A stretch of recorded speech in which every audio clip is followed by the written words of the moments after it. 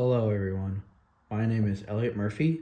I am currently a freshman at the University of Arizona, and today I will be going over my process paper as well as the sources I use within my process paper and my Twine game in its entirety.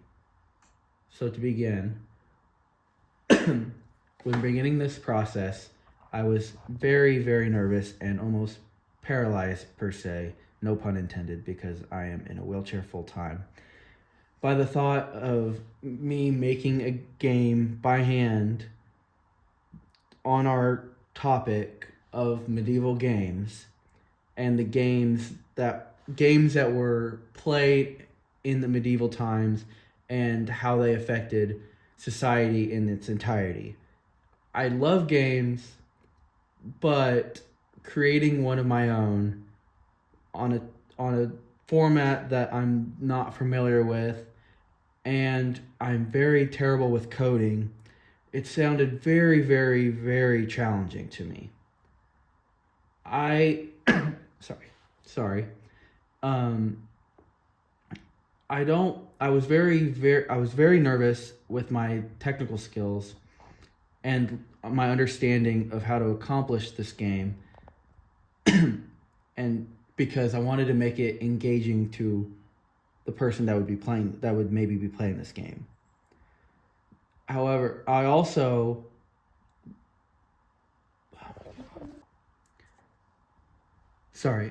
also faced with the big challenge of deciding on my topic. Besides my previous schooling in a Lutheran kindergarten through 8th grade and my Catholic high school, besides my religion classes, I am very new to this topic.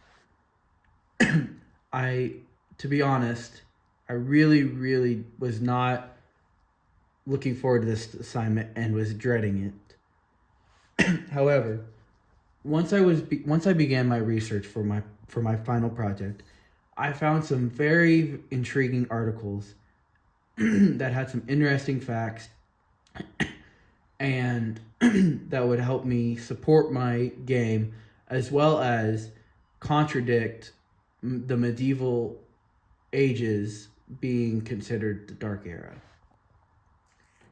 During this process, I have had to change my Twine game topic several times.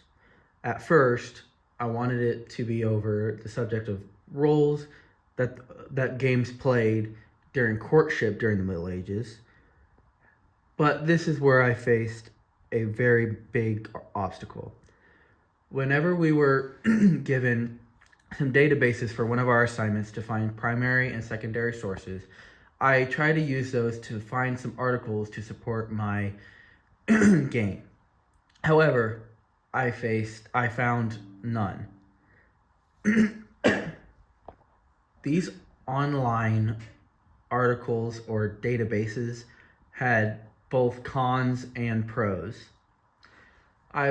When I was looking at these databases, I couldn't narrow down a specific topic because there was no articles that really supported what I wanted to go over. Once I began further research, I found that articles about knights, hawking, hunting, and jousting, and chess were among the most common topics. So I ended up mashing all of these different areas into the topic of roles that games played in the outcome of one's life. After I figured out that this was going to be my topic of choice, I did a lot of research and reading and taking notes. My mom, who is a retired professor, she encouraged me to approach it the quote-unquote old school way and not only take notes, but grab a pencil and paper and jot down all of the information I could find and that would be necessary for my reference page and for my research. This process helped me keep my notes in a place where I could find them very easily and to refer to them to put into this process paper as well as into my game without having to go back and forth from screen to screen. After completing the entirety of reading and researching the literature, I started brainstorming. At this point, due to the considerable amount of time I had spent on this project, I started experiencing brain fog and couldn't visualize what wanted my game to look like or what the end product was going to look like. To gain more clarification and to gain more direction of where I wanted my game to go, I set up an appointment with my instructor. After my meeting with the professor, I felt very, very comfortable with the feedback that I got from him on my twine process and the potential formats the game could have. Initially, I wanted my game to have the format of choosing your own path, like the books and traditional board games, and that combine strategy with luck. The way players moved, however, I could not figure out. But my professor recommended that rather than going back and forth, or even gaining or losing experience points / XP in gaming terminology, in my game, the players just move forward with his or her life depending on the choices that they make, which will ultimately decide their fate. My game initially starts by having the player choose between door 1 and door 2. One door / path leads to the character being born into nobility, whereas the other one leads the character to be born into peasantry. From this, I chose to put the game into categories, where each category there is 1 to 2 possible choices, which take the player to different paths and different life outcomes. Depending on which path you take, whether you choose to go in the nobility route or the peasantry route, each path has the potential to reach the court, even though it is not guaranteed. Once I began the gaming design, I realized that I would need to cut off or end the choices of some of the routes, as I realized that some would need to have less desirable outcomes. My pathways are designed to reflect the history of time and make the game surrounded and centered on historical fact.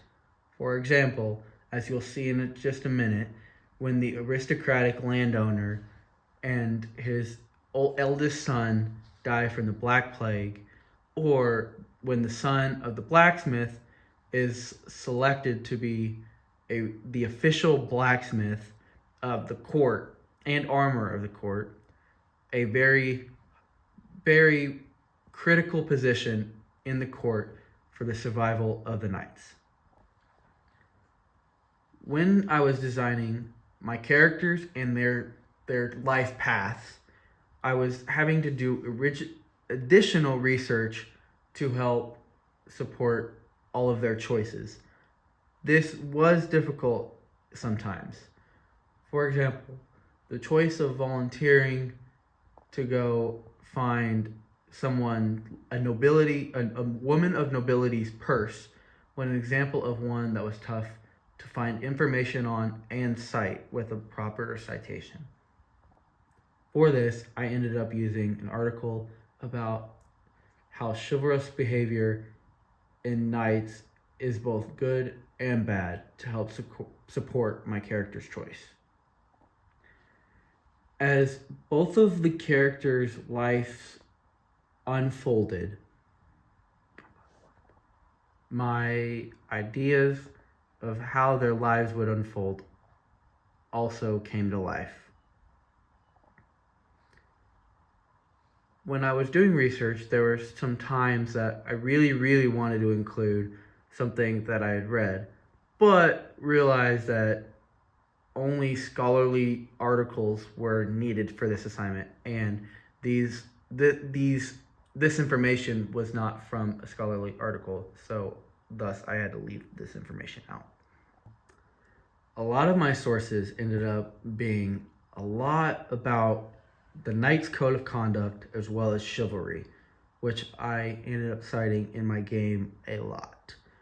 It was very interesting to me to see the glamorization of knights in the Middle Ages in general, in contrast to what the real world looked like. Today, however, depending on what it looks like, some chivalrous behavior might be seen today as either chauvinistic or even sexist.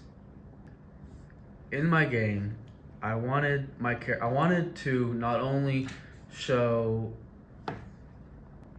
the physical prowess of the characters who are ultimately dubbed knights, but also I wanted to show the more educated and cultured side of knighthood.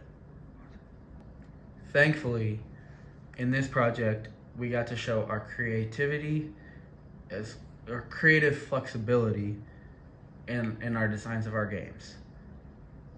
Finally, to balance things out, I really wanted to introduce a woman character, because this was a prominent role, although not very common.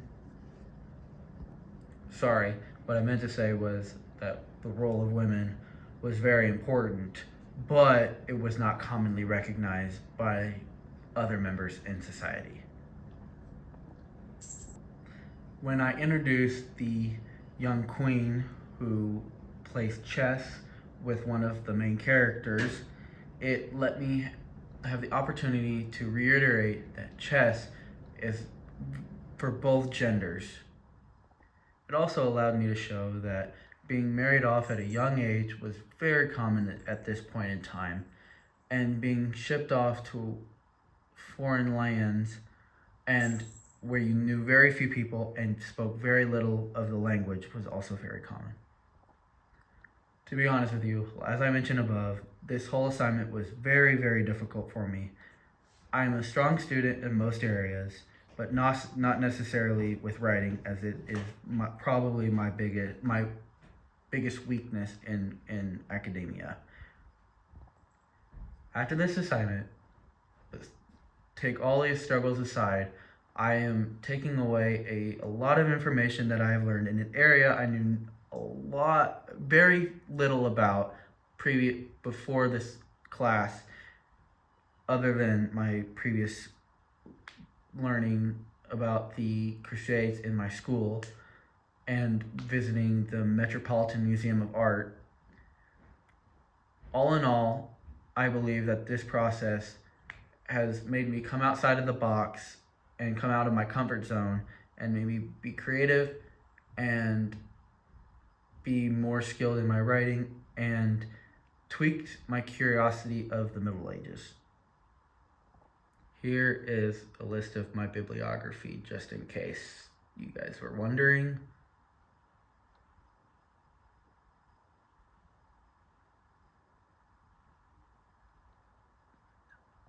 Thank you for your attention. In my next video, I will be talking about my game.